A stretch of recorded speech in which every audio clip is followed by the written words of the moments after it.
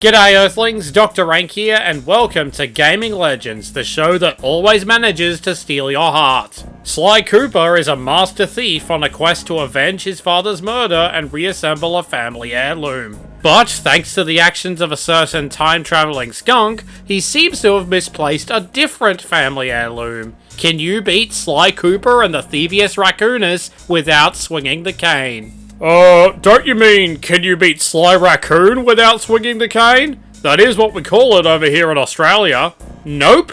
Thanks to the PS5 release, I have access to both the PAL and NTSC-U versions of the game. This allows my audience to know exactly what game I'm talking about in the title, while simultaneously avoiding any accusations of false advertising. The rules of this run are incredibly simple. Pressing the square button during on-foot gameplay is banned. The square button is used to attack enemies with Sly's cane, with a horizontal swing on the ground or a vertical swing in the air.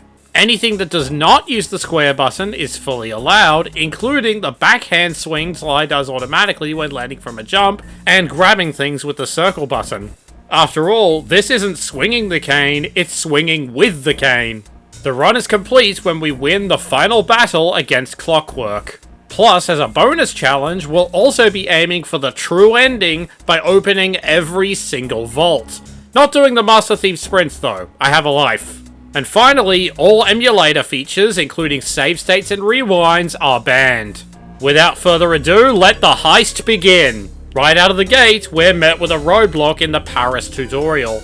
In order to enter the police station, we need to enter this vent, and the only way to remove the grate is by swinging the cane. But who says we have to enter the police station? All we need from there is the case file, and Sly already has that information through the power of having played the game before. Jump from this antenna onto the corner of the roof, then do a single jump underneath the vent. You'll bypass the kill plane and land safely in the car park, letting us enter the game proper and start episode 1, Tide of Terror. The first level, a stealthy approach, shows us the biggest side effect of a caneless run. We are completely defenseless. If we accidentally set off an alarm, we have to rely on friendly fire from a ninja starfish to silence it. The bigger problem though is the treasure key, which is inside a glass case and is out of range of the nearest enemy. Without that key, we can't open the door leading to the hub world. We need to upgrade our moveset.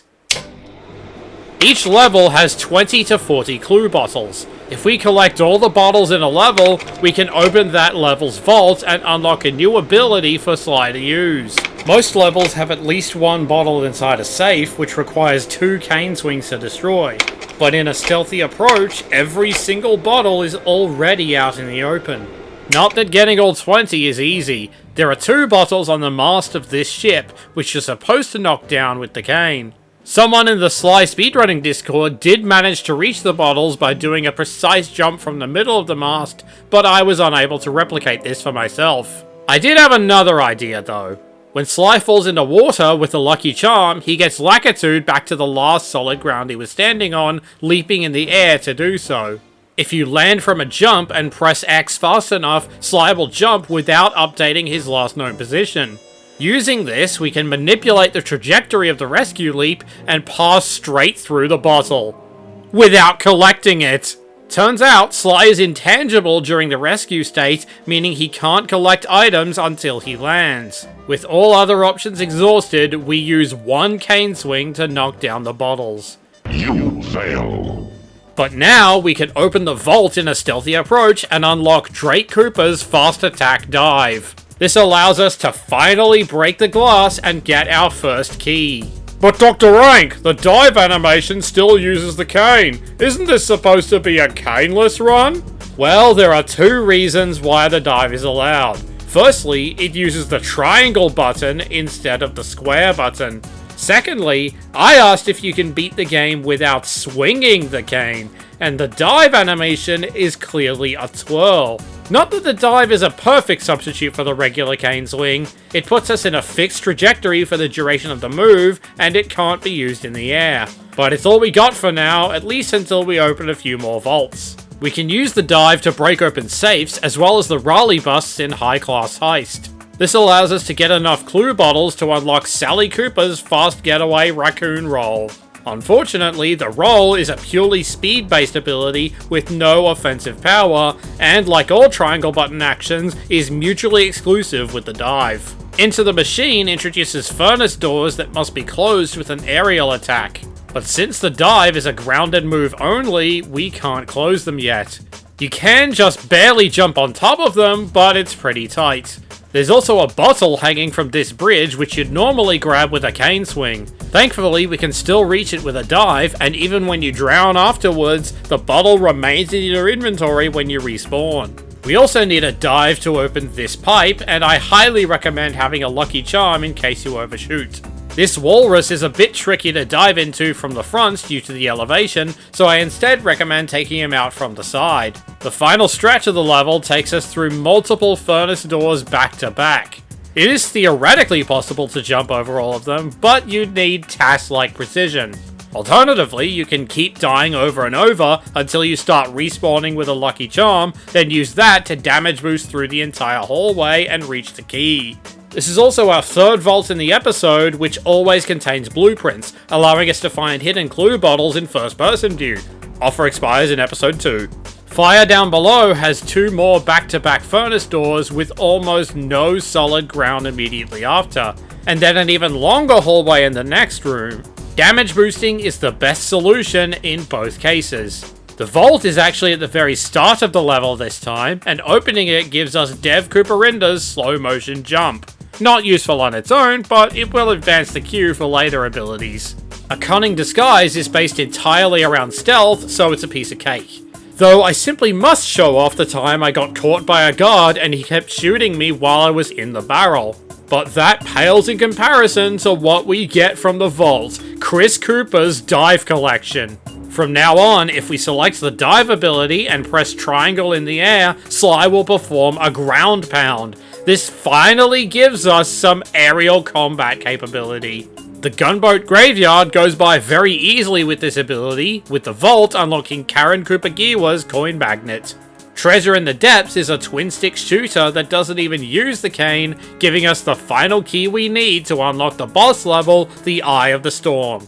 Riley can take damage from both grounded and aerial dives. The former is quicker, but also riskier. You're better off diving from the opposite corner of the platform from him. For the last hit, you'll want to approach him closely while he's spinning, then use an aerial dive as soon as he deflates to make him croak. Episode 2, Sunset Snake Eyes, has a rocky start, which acts as a tutorial for Ryoichi Koopa's Ninja Spire jump. This level also introduces some new enemies whose projectiles the dive can't penetrate. I recommend jumping as they fire, then diving. The vault here gives us a new offensive option, Rob McCooper's Explosive Hat Mine. Murray's Big Gamble and At the Dog Track are a shooting minigame and a race respectively. Both levels do require the use of the square button, but not in a way that uses the cane, so they're fully allowed. Though, if you wanted to be a Puritan about it, you could bypass these levels by using a super jump glitch in this corner that allows you to skip straight to the casino interior, from which you could then use a rescue leap to skip straight into Mugshot's boss fight. But I'm not doing that because that would make the Mori sad. Boneyard Casino has a switch at the start that is impossible to reach with a grounded dive, so it's a good thing we have the aerial dive. I did somehow manage to set off every single alarm in the roulette room, but you can't blame it on the cane. This level's vault gives us BF Cooper's fast forward ability, which just speeds up the clock. Straight to the top and 2 to Tango are fairly easy, giving us the episode 2 blueprints and Suzanne Cooper's water safety respectively. The latter also revealed that Carmelita is fully capable of destroying safes herself. Back Alley Heist is the hardest level in this hub, with several neon signs blocking the path in mid-air. Luckily, they're all at the perfect heights to get over with a well-timed double jump. The clue bottles above these aircon units were difficult to hit, and I actually missed one on the first pass. The aircons will only respawn after spending a life, but otherwise you can try again by jumping from the 3rd story window.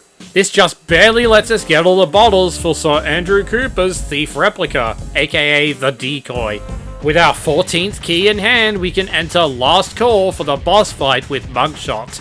In order to damage him, we need to hit all the mirrors in the arena. Both grounded and aerial dives can do this, but you should never attack a mirror while within Mugshot's line of fire. Phase 2 doesn't give you much ground to stand on, so I recommend using aerial dives for that. Phase 3 is the hardest as it takes place on the chandelier. Sly can only navigate this arena using ninja spire jumps, and once he lands on a spire, he can't use any of his triangle button abilities. We can still use an aerial dive to hit the mirrors, but this sends us into the pit below, and 2 lucky charms are not enough for all 5 mirrors. Luckily, if we jump off the spire without moving, we'll land on proper solid ground. From there, we can jump onto some invisible collision between the mirrors and land on the central platform, where we can safely air dive into every mirror. With mugshots thoroughly transgressed and violated, we can move on to Episode 3, Vicious Voodoo. The Dread Swamp Path lets us try out Tennessee Kid Cooper's rail walk and rail slide, but it also has some troublesome new enemies. The spiders tend to appear over pits, so we have to jump past them. The tree monsters, meanwhile, are absolutely diabolical. Hitting them once splits them in twain, and the dive's end lag sends us straight into the smaller pieces before we can act again. The tunnel is too narrow for an air dive to work either. Our only option is to drop a mine in its path, lure it over, and detonate it at just the right time. Once it's down to just ahead, it's safe to dive into it. For the pair of them up top, you'll want to go the pacifist route and focus on just grabbing the bottles and getting the heck out of there. The rest of the level is a cakewalk, letting us enter the hub world and, more importantly, unlock Kelly McCooper's electric raccoon roll.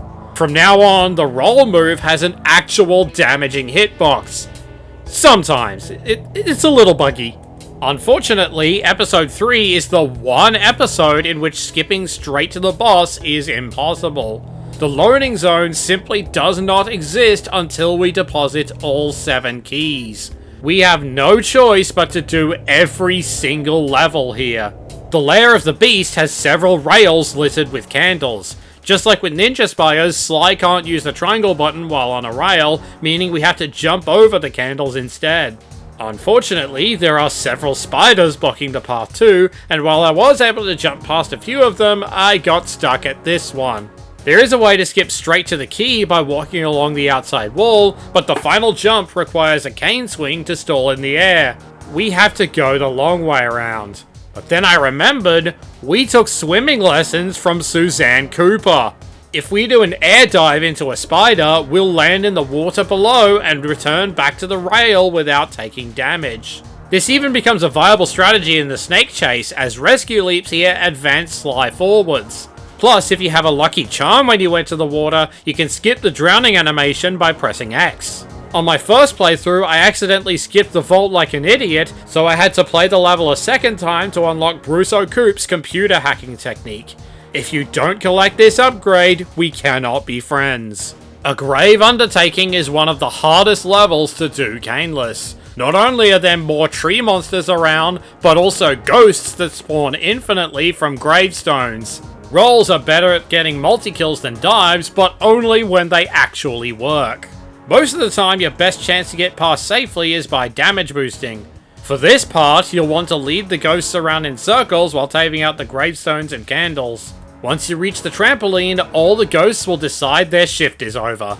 The upper part of the level takes us over a rail, which is blocked by another ghost. We can't fight it without stepping off the rail, and there's solid land beneath us, so the air dive strat doesn't work. Luckily, we can skip that rail by jumping around this tree. There's still a couple bottles on the other side though, so we will have to backtrack a bit, but we can then immediately get the heck out of there and grab the Episode 3 blueprints. Piranha Lake and A Ghostly Voyage are both twin-stick shooters and thus free rides. Descent into Danger has a couple enemies surrounded by spike fences, but the air dive makes short work of them. And the candles here can be taken out just using the skeleton enemy's projectiles, letting us easily unlock Matthew Delacoupere's perpetual slow motion. Then there's down home cooking. In this minigame, we have 90 seconds to defeat 50 chickens while avoiding the bomb roosters. Both electric roll and dive can kill them, but neither is a perfect option. You can make this easier if you die enough times to get a golden horseshoe, as the roosters will spawn less frequently. But even with that cheese, your chances to actually hit the chickens are few and far between. Sometimes they won't bunch close enough together for multi-kills, or they'll run along the back wall and you'll miss them entirely, or they'll just decide to be roll-proof. I failed this level so many times that there was a period of 10 minutes where the chickens stopped spawning altogether after about 16. I have no idea what brought this glitch on, nor do I know why it fixed itself. Those chickens are up to something. I was able to improve my score with each attempt by swapping back and forth between roll and dive as needed. The following footage is my best attempt.